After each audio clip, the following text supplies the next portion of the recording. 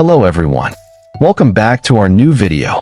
Today, I'm going to show you how to move columns to rows in Excel in just a few simple steps. If you are searching to turn columns into rows in Microsoft Excel, you have come to the right place. But before we jump into it, don't forget to like this video and subscribe for more helpful tutorials. I've also added some useful tools and apps in the description, so be sure to check them. Alright, let's get started. To move columns to rows in Excel, first of all, open Microsoft Excel on your computer.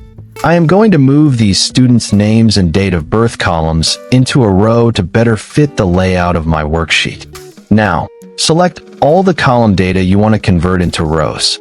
Once selected, right-click on the selected area and choose Copy from the pop-up menu. You can also press Ctrl+C on your keyboard to copy the selected column data. Then, click on a new empty cell where you want to paste the transposed row version of this data. Now, right-click on this new location. A pop-up menu will appear. Select Paste Special from the menu options. In the Paste Special window, look for and check the box labeled Transpose. This tells Excel to switch the orientation from vertical column to horizontal row. Lastly, click OK to apply the transpose. Excel will paste the previously vertical data as a row. Your column data has now been successfully moved into rows.